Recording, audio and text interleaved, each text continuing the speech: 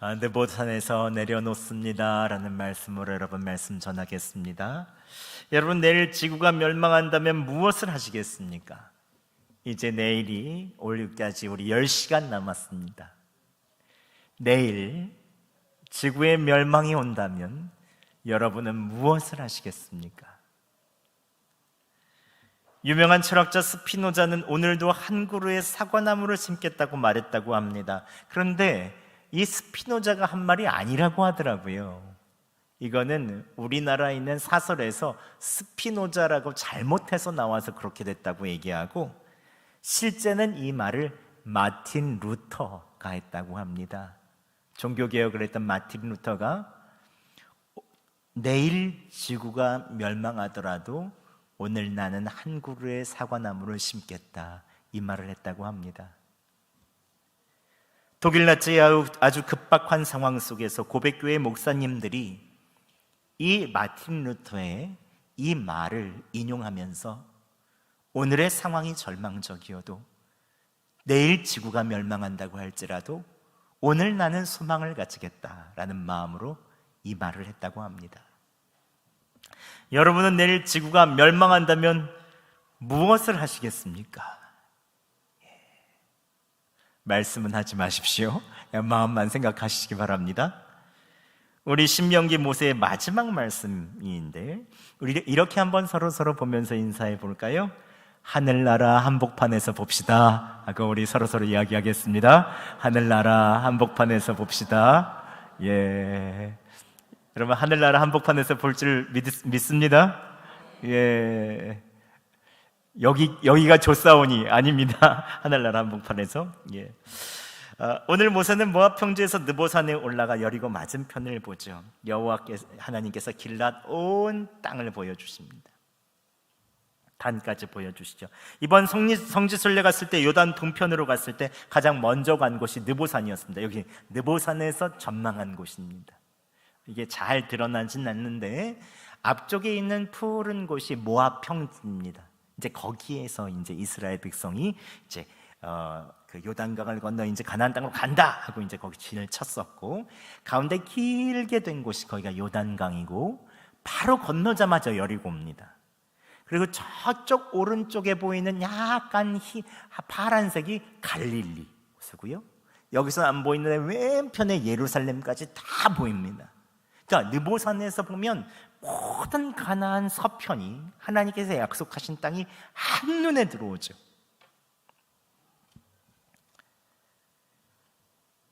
모세가 그 느보산에서 요단 서편을 바라봅니다. 그런데 여호와 하나님께서 어떻게 말씀하십니까? 4절 말씀에 이렇게 말씀합니다. 여호와께서 그에게 이르시되 이는 내가 아브라함과 이삭과 야곱에게 맹세하여 그의 후손에게 주리라 한 땅이라. 내가 내 눈으로 보게 하였거니와 너는 그리로 건너가지 못하리라 라고 말씀하십니다. 여호와 하나님께서 모세에게 가나안 땅으로 못 들어간다는 것입니다. 여호수아와 이스라엘 백성 갈렙은 들어갈 수 있는데 모세만 못 들어갑니다. 모세는 비스가산, 이 느보산 꼭대기에서 모든 것이 보이는 이곳에 하나님께서 내 역할은 여기까지다 라고 말씀하시죠. 여호수아가 내 대신 이 사명을 이룰 것이다 라고 했을 때 모세의 마음이 어땠을까요? 요즘 민수기를 묵상하면 알지만 모세는 매번 백성들의 불평과 원망을 다 받아냈습니다. 어려운 시기를 다 보냈습니다. 광야에서 백성들을 인도해냈죠. 언제나 하나님께로 이끌기 위해서 최선을 다했습니다. 지금도 모세는 유대인들이 생각하는 최고의 지도자가 바로 모세죠. 하나님의 말씀 율법을 받았고 백성을 가나안 땅까지 인도했습니다. 노예였던 백성을 하나님의 백성답게 만들었죠. 또한 모세는 하나님과 누구보다도 친밀했습니다. 시내산에서 40일 동안 하나님과 독대할 정도로, 어떤 성경의 인물이 하나님과 독대한 인물이 있습니까? 하나님과 가까웠고 하나님도 그러한 모세를 사랑하셨습니다. 그런데 모세가 가나안 땅에 못 들어가다니요. 게다가 모세는 건강도 아주 좋습니다. 아까 이기런 장로님이 80세에 몸이 그래도 3시간 정도 산책할 수 있을 정도면 가라 라고 권면해 주셨는데, 이기런 장로님도 튼튼하시지만 모세도 이때 건강 상태를 7절에 잘 기록하고 있습니다. 우리 한번 7절 말씀 같이 한번 봉독해 볼까요? 7절 시작. 모세가 죽을 때 나이 120세였으나 그의 눈이 흐리지 아니하였고 기력도 쇠하지 아니하였더라. 아멘. 눈은 2.0. 다 잘 보입니다.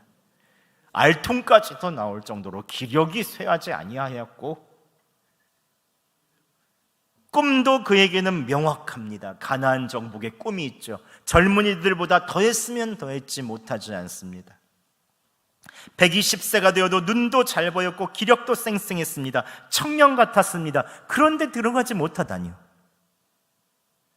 또한 모세가 가지고 있는 가장 지도자로서 위대한 측면은 그의 성품이 온유했다는 것이죠. 민수기 12장 3절에 뭐라고 말합니까? 이 사람 모세의 온유함은 지면의 모든 사람보다 승하다. 모세는 세상에 있는 모든 사람보다 온유한 지도자였습니다. 그만한 지도자가 어디 있습니까? 성품, 기력, 하나님과 친밀함, 지금까지 있었던 모든 지도력, 세상에 괴팍한 사람들이 얼마나 많습니까? 하지만 하나님께서 그를 온유한 지도자로 만드셨죠. 그는 이스라엘에 정말로 필요한 사람입니다. 친밀하고 열정도 있고 건강도 있고 성품도 됩니다. 오히려 여호수아보다 그가 더 적합한 지도자죠. 그런데 왜 하나님께서는 그에게 들어가지 못하게 하시는 것입니까? 모세는 느보산 위에서 너무 야속했을 것입니다. 억울하기도 하고, 하나님께서 나에게 어떻게 이러실 수 있는가? 반석을 명하라고 했을 때 한 번 친 그거 가지고 너는 못 들어간다, 이게 말이 되느냐? 모세는 느보산 위에서 여러 가지 감정이 들었을 것입니다. 오늘날을 사는 우리들도 눈앞에서 무엇인가를 내려놔야 될 때가 있죠. 우리의 꿈, 우리의 비전, 때로는 자녀들의 기대를 다 내려놔야 될 때가 있습니다. 우리가 돈을 벌 수 있는 재정적인 이득의 순간에도 그것을 포기하고 내려놔야 될 때도 있죠. 어느 때는 나의 배우자의 건강까지도 내려놔야 될 때가 있습니다. 우리가 내려놓을 때 우리의 마음은 서운하죠. 나에게 어떻게 이러실 수 있는가? 모든 일들은 하나님의 섭리 안에 있기에 나에게 어떻게 이런 일들이 있을 수 있는가? 우리는 포기의 순간에 이렇게 생각하게 됩니다. 여러분, 믿음이 없으면 내려놓을 수가 없습니다.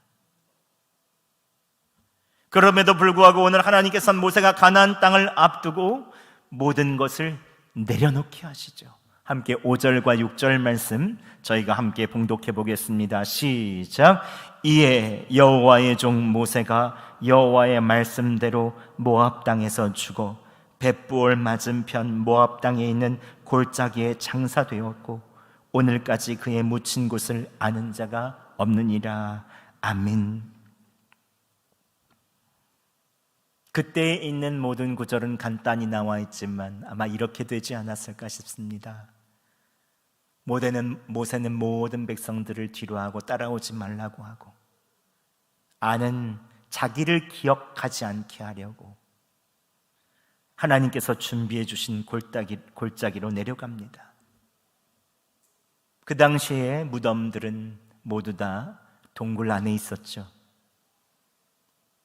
많은 수많은 동굴 중에 하나인 하나님께서 들어가라고 하는 그 동굴로 그는 들어갑니다. 아직 기력도 있고 눈도 흐리지 않았지만 하나님의 말씀에 순종하여 주님께서 누우라는 곳에 눕죠. 그리고 하나님께서 그의 숨을 앗아가십니다. 그렇다면 왜 하나님께서 모세가 가나안 땅을 앞두고 모든 것을 내려놓게 하시는 것입니까? 하나님께서는 모세가 눈으로 보이는 가나안 땅이 아니라 하나님께서 주시는 영원한 땅의 비전, 하나님 나라에 있는 그 놀라운 비전을 성취케 해주고 싶으십니다. 아브라함과 이삭과 야곱의 맹세한 그 땅은 사실 보이는 가나안 땅은 아닙니다. 믿음으로 가게 되는 하나님께서 예비해 놓으신 영원한 하나님의 나라의 모형이 바로 이 가나안 땅이죠. 그래서 하나님께서는 오늘 최고의 지도자인 모세에게는 들어가지 못하게 하시는 것입니다. 대신 하나님의 영원한 나라, 그 땅에 들어가게 하시죠. 하나님께서 모세가 그동안 너무 수고했으니 이젠 여호수아와 갈렙에게 모든 것을 맡기고 쉬게 해주고 싶으십니다. 하나님 나라의 비전을 모세가 완전히 성취하도록 해주고 싶으시죠. 이것이 하나님께서 입성하게 해주시는 천국 가나안의 가장 놀라운 비전 성취입니다. 여러분, 하나님께서 주시는 믿음은 온전한 하나님의 꿈을 성취하게 하죠. 우리가 눈으로 봤을 때는 모든 것이 포기인 것처럼 보이지만 그것을 통하여 하나님께서는 하나님의 나라를 이루십니다. 훗날 하나님께서 성경을 통해 그를 어떻게 평가하게 하십니까? 함께 10절 말씀 저희가 봉독해 보겠습니다. 시작. 그 후에는 이스라엘에 모세와 같은 선지자가 일어나지 못하였나니 모세는 여호와께서 대면하여 아시던 자요. 아멘. 하나님께서는 처음부터 마지막까지 그를 가장 위대한 선지자로 말씀합니다. 가나안 땅을 정복해서 위대한 선지자가 아닙니다. 위대한 왕이어서도 아닙니다. 하나님의 말씀에 순종하여 그곳에 머물러 섰기 때문에 그는 위대한 선지자입니다.